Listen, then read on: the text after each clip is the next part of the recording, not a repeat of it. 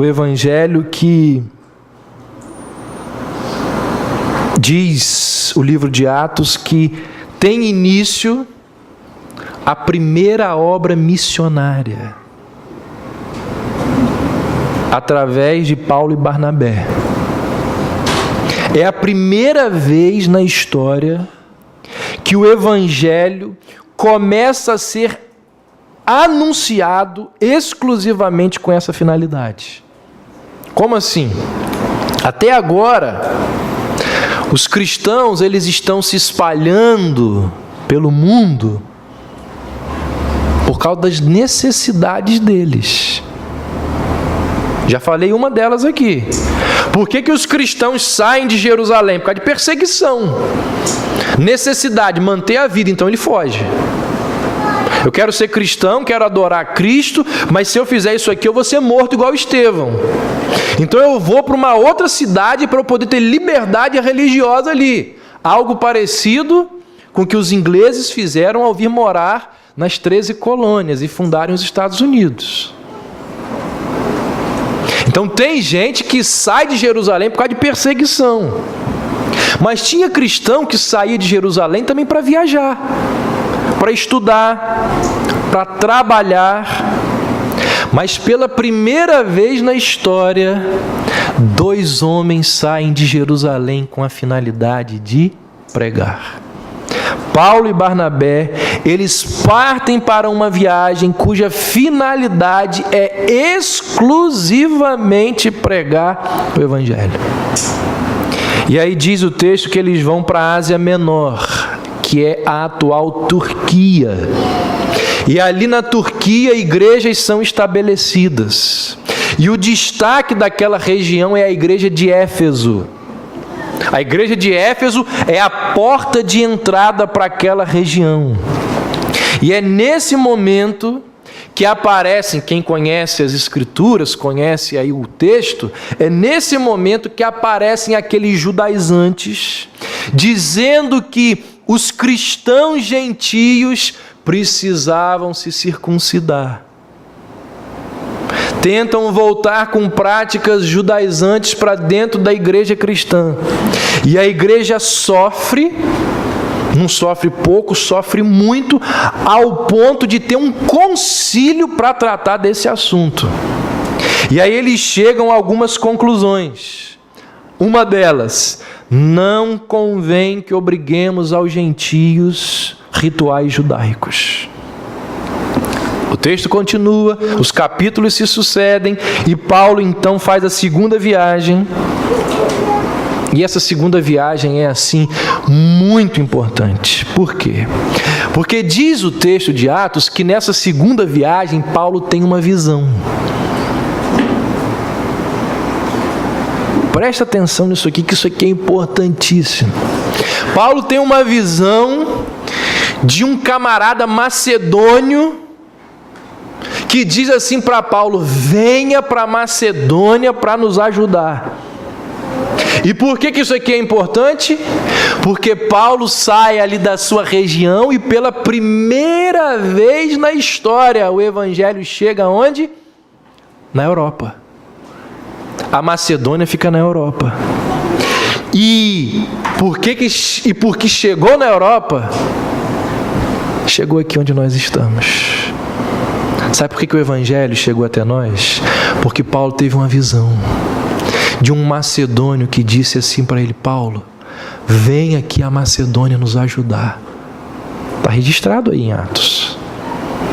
Por isso que hoje nós conhecemos o evangelho. Esse movimento do apóstolo Paulo em direção ao Ocidente é muito importante, é histórico, é significativo para a nossa fé. E aí diz o livro de Atos que Paulo prega na Macedônia, em Atenas, em Filipos e em Tessalônica.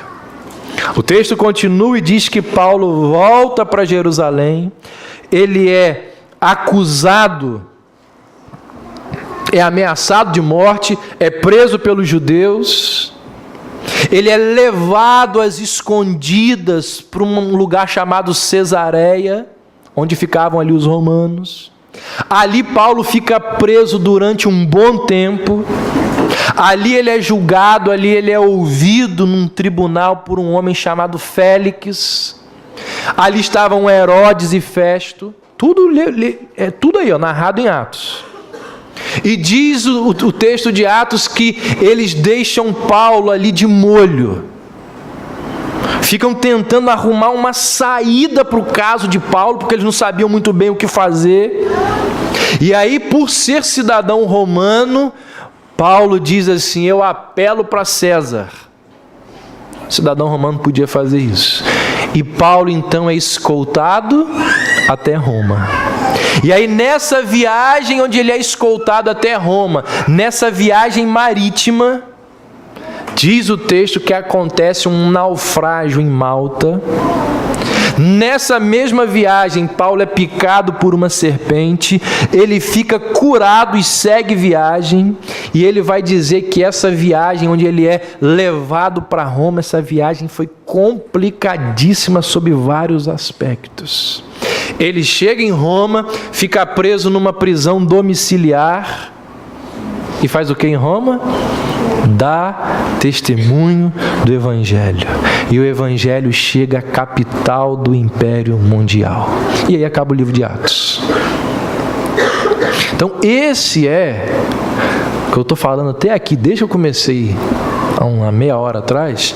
Isso é um resumo do livro de Atos. É a história do início da igreja cristã. Desde lá, quando aqueles primeiros irmãos estavam orando, desce sobre eles o Espírito Santo. Eles começam a pregar. E aí vem a perseguição, Estevão é morto, a perseguição vai se acirrando, os cristãos precisam fugir, e aí eles começam a pregar o Evangelho até que chega aqui no último capítulo de Paulo pregando em Roma. Lucas, nesse livro, deixa bem evidente o quê? Não existe igreja sem o Espírito Santo. O Espírito Santo está no início da igreja, está na regeneração do povo, está na fé e está na santificação. É o que mostra o livro de Atos. Partindo para o final, quero fazer 4 rápidas aplicações. Primeiro,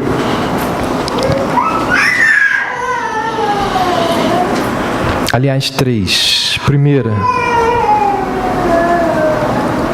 gente, aquela foi uma igreja, como acabei de falar há segundos atrás, como que ela nasceu? Orando. A igreja nasceu orando. Então percebe, igreja orando.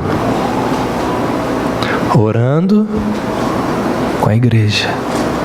Eu pergunto, quando é que você ora com a sua igreja? Percebe como que a gente brinca de ser cristão? Olha, eu não sei como que é a sua agenda, mas eu sei que na sua agenda precisa estar um momento separado para você orar com os seus irmãos. Falei no início, vir à igreja domingo de manhã e de noite não é necessariamente fazer parte de uma igreja. Nós precisamos ter momentos para a gente orar com a igreja. Eu preciso orar pelos seus problemas, você precisa orar pelos meus problemas. Gente, nós precisamos orar juntos. Nós precisamos reservar tempo para orarmos juntos. Eu, como pastor, deveria incentivá-los mais, e vocês deveriam cobrar de mim, sabe o quê? Vigílias de oração. Preciso orar junto, gente. Nós precisamos orar juntos. Igreja que não ora junto tem coisa errada. E aí deixa eu falar uma coisa para vocês.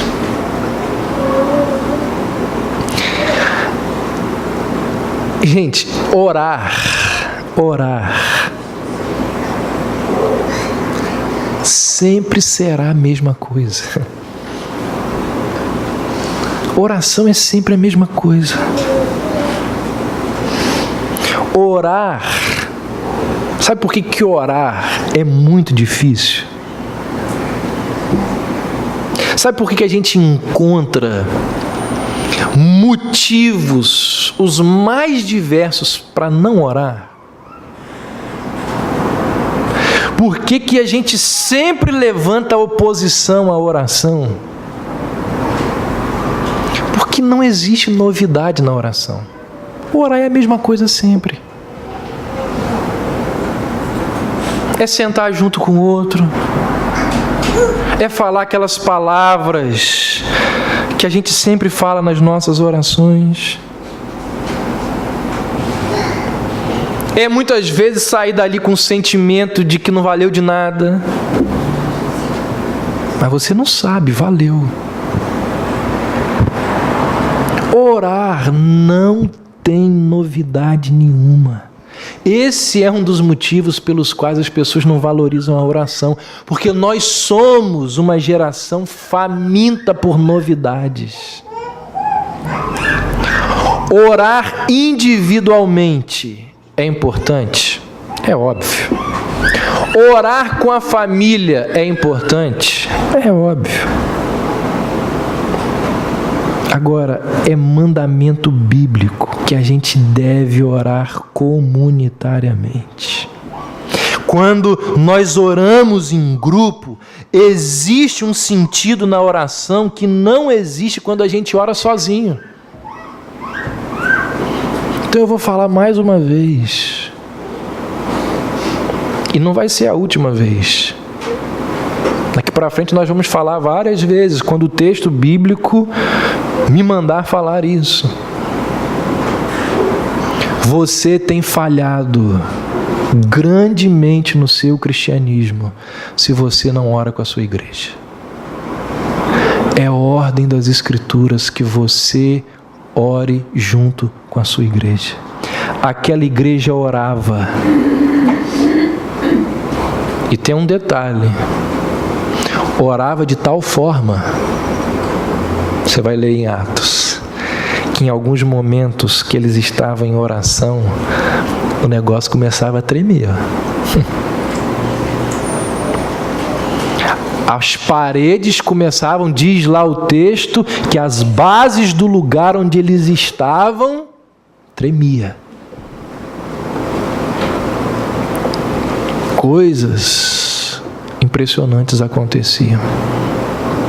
Nós precisamos orar com a igreja.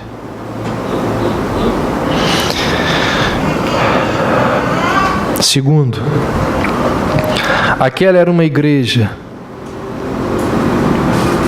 que se encontrava diariamente nas casas. Eles se encontravam para orar, para aprender as Escrituras e para comunhão. Se encontravam diariamente. É óbvio que nos dias de hoje nós não temos condições de nos encontrarmos diariamente. Isso é impossível. Conquanto existam algumas igrejas que valorizam isso e que têm tentado cumprir isso aqui. Não sei se é evangélica, mas a igreja Maranata tem culto todo dia, não é? Meia hora, a pessoa está saindo do serviço, tem lá meia hora de... Um dos sentidos é se encontrar todo dia.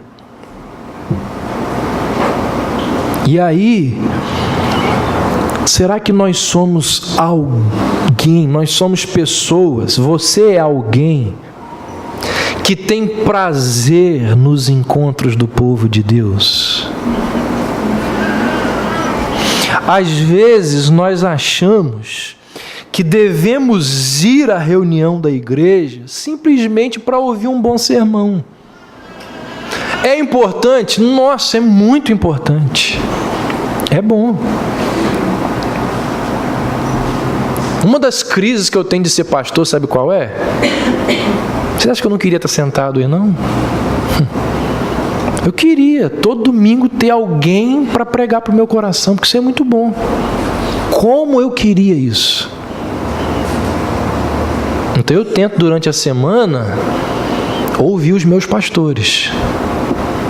Aqueles homens lá que, com aquelas mensagens que eles pregam, eles falam ao meu coração. Vocês podem ter certeza que muita coisa que eu falo aqui é resultado do que eu ouço lá. É muito bom. Mas nós não devemos nos encontrar apenas pela mensagem. Nós devemos zelar e ansiar por esse momento por causa de quê? Do encontro com o outro. Quando nós nos encontramos, nós encorajamos um ao outro. Eu sou encorajado, eu vou encorajar, eu vou compartilhar a fé, eu vou compartilhar o amor. E é muito ruim que a gente acabe o culto e a gente vai embora logo. Eu sei, a gente tem os nossos compromissos. Bom seria, e vai ser muito bom, já pedi a Maíra. Estou até cobrando de público aqui, Maíra. A gente vai ter uma vez por mês um encontro para a gente almoçar junto. Precisa ter isso. Todo último domingo do mês nós vamos almoçar juntos. Isso é cristianismo, isso faz parte. E aí, quando nós formos almoçar juntos, depois eu quero falar mais sobre isso, a gente deve lembrar o quê? Que a gente não está indo para um restaurante para ser muito bem servido, né, com ar-condicionado. Vai ter algumas dificuldades. Vamos trabalhar para que essas dificuldades sejam diminuídas, mas nunca vai ser perfeito. Então a gente tem que ir com o coração disposto a saber o quê? Que eu estou indo ali para dar risada, para abraçar, para chorar, para estar junto com meu irmão. Semana passada, quando a gente estava aqui, Rogerinho foi embora por causa daquela situação ruim. Eu fiquei aqui, meu Deus, que vontade de ficar essa tarde toda com o Rogerinho. De orar com ele, de estar perto dele. Irmãos, a igreja não é como um self-service, onde você apanha o que gosta e descarta o que não gosta. A igreja deve ser um local, um lugar da gente ter um serviço mútuo e comprometido. Alguém já disse que na igreja não existe apenas a ministração da palavra proferida pelo pastor. Aqui, todos são ministros. Ministros de quê? Quando a gente está na conversa aqui, um com o outro, nesses momentos informais, nós estamos ministrando amor. Nós estamos ministrando esperança. Nós estamos ministrando fé, ministrando consolo, ministrando graça, ministrando alegria. Então, esse não é um ambiente apenas e tão somente de adoração e de oração. Esse aqui, gente, é um ambiente de relacionamento. Aquela igreja, eles se encontravam todos os dias para estarem juntos. Nós precisamos o quê? Como igreja? Falar, ouvir, rir, abraçar, chorar, oferecer ajuda, conviver um com o outro.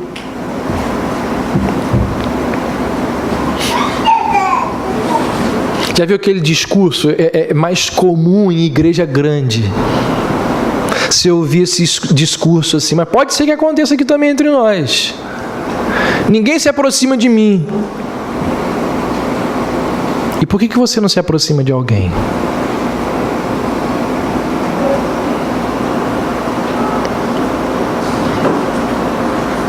Eu acho que aquele irmão não gosta de mim. Você já conversou com ele? Você já foi até ele? Pode ser, quem sabe ele não pensa o mesmo de você.